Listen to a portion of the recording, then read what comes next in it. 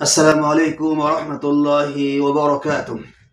إن الحمد لله والصلاة والسلام على رسول الله وعلى آله وأصحابه ومن والاه. فأعوذ بالله من الشيطان الرجيم. إن إلينا إيابهم ثم إن علينا حسابهم. সম্মানিত দর্শক ও শ্রোতা মণ্ডলী, আজকে সাপ্তাহিক এই দার্সুল হাদিসের আজকের পর্বে আপনাদেরকে মোবারকবাদ জানিয়ে আমরা আজকের এই দার্সের পর্ব শুরু করছি। আমরা ইমানের ৬টি রকুন নিয়ে আলোচনা করছিলাম।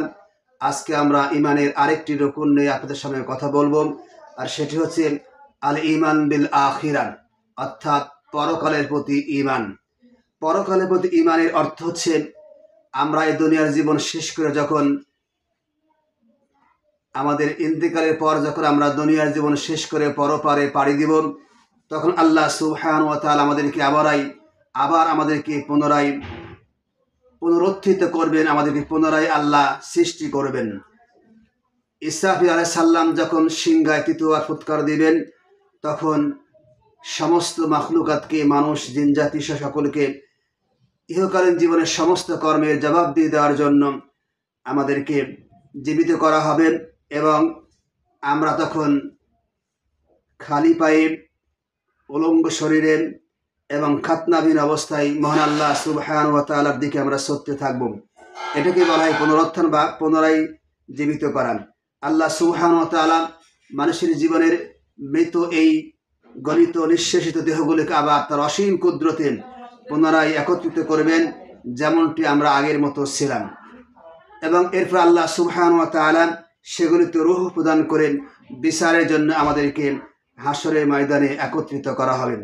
কিয়ামত দিবসের প্রতি বিশ্বাসের অর্থ হচ্ছে আমাদেরকে অবশ্যই এই বিশ্বাস করতে হবে যে আল্লাহ সুবহানাহু ওয়া তাআলার সামনে আমাদের ইহকালীন জীবনের সমস্ত কর্মের, ভালো মন্দ সমস্ত কর্মের হিসাব দেওয়ার জন্য কিয়ামতের মাঠে উত্থিত হতে হবে। কিয়ামত দিবসের প্রতি, আখিরাতের প্রতি বিশ্বাসের অর্থ হচ্ছে হিসাব নিকাশ এবং প্রতিদানের প্রতি আমাদের ঈমান রাখা। অর্থাৎ আমাদের এই ঈমান রাখতে হবে যে আমরা ইহকালীন জীবনে যখন কোনো ভালো কর্ম করব, আল্লাহ সুবহানাহু ওয়া তাআলা অবশ্যই আমাদেরকে সেই ভালো কর্মের প্রতিদান দিবেন, এবং খারাপ কর্ম করলে, মন্দ কর্ম করলে অবশ্যই সেই মন্দ কর্মের প্রতিদান দেওয়া হবে। আল্লাহ বলেছে ইন্না ইলাইনা ইয়াবাহুম, নিশ্চয়ই তোমাদের সকলকে আমার নিকট প্রত্যাবর্তন করতে হবে। সুম্মা ইন্না আলাইনা হিসাবাহুম, এরপর আবার তোমাদেরকে আমার নিকট তোমাদের সমস্ত কর্মের হিসাব দিতে হবে, এবং আমার উপরই থাকবে তোমাদের সমস্ত কর্মের হিসাব নেওয়ার। কিয়ামত দিবসের প্রতি অর্থ হচ্ছে এই যে আমাদেরকে অবশ্যই জান্নাত জাহান্নামের প্রতি ঈমান আনতে হবে। অর্থাৎ ইহকালীন জীবনে ভালো কর্ম করলে আমাদেরকে আল্লাহ জান্নাত দিবেন, ভালো কর্ম, খারাপ কর্ম করলে অবশ্যই আমাদেরকে আল্লাহ জাহান্নামে প্রবেশ করাবেন, এই বিশ্বাস রাখতে হবে। কিয়ামত দিবসের প্রতি ঈমানের আরেকটি অর্থ হচ্ছে এই যে আমাদের সকলকে কবরের জগতে আল্লাহ সুবহানাহু ওয়া তাআলা কঠিন ফিতনায় ফেলবেন। অর্থাৎ কবর জগতে আল্লাহ সুবহানাহু ওয়া তাআলা আমাদেরকে 3টি প্রশ্ন করবেন, মান রাব্বুকা ওয়া মা দীনুকা ওয়া মান নাবিয়ুকা। যারা এই 3টি প্রশ্নের জবাব দিতে পারবেন তাদেরকে আল্লাহ কবরের জগতে জান্নাতি সুখ সরবরাহ করবেন।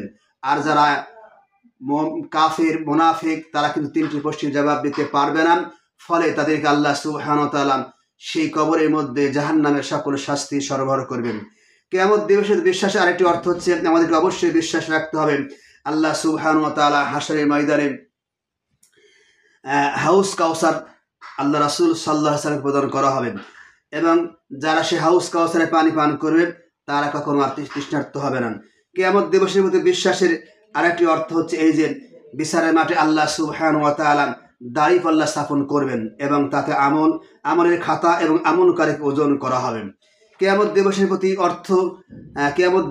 ঈমানের আরেকটি অর্থ হচ্ছে এই যে কিয়ামতের দিন আল্লাহ অনুগ্রহ করেন কিছু মানুষের জন্য সুপারিশ করার অনুমতি প্রদান করবেন, যেমন নবী রাসূলগণ এবং শহীদগণ, এরপর আল্লাহর নেককার বান্দাগণ কিছু পাপী মানুষের জন্য কিয়ামতের দিন সুপারিশ করবেন, এবং তাদেরকে আল্লাহ জাহান্নাম থেকে মুক্তি দিবেন। সর্বশেষ আল্লাহ সুবহানাহু ওয়া তাআলা নিজ উদ্যোগে কিছু মানুষকে জাহান্নাম থেকে মুক্তি দিয়ে জান্নাতে প্রবেশ করাবেন। কিয়ামত দিবসের বিশ্বাসের আরেকটি অর্থ হচ্ছে এই যে আমাদের সকলকে অবশ্যই পুল সিরাত পার হতেই হবে।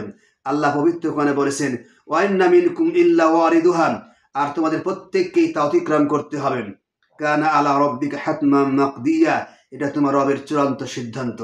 সুতরাং কিয়ামত দিবসের প্রতি বিশ্বাসের অর্থ হচ্ছে যারা মুমিন ইমানদার তারা অবশ্যই আল্লাহর অনুগ্রহে সেই ফুলসিরাত পার হয়ে যাবে, আর যারা কাফের তারা ফুলসিরাত পার হতে পারবে না।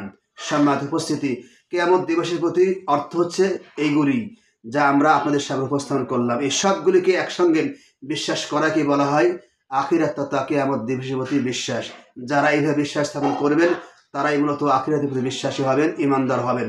আল্লাহ আমাদের সকলকে কিয়ামত দিবসের প্রতি পরিপূর্ণ প্রকৃত অর্থে বিশ্বাস স্থাপন করার তৌফিক দান করুক। সবাই মিলে আমিন। আসসালামু আলাইকুম ওয়া রাহমাতুল্লাহ।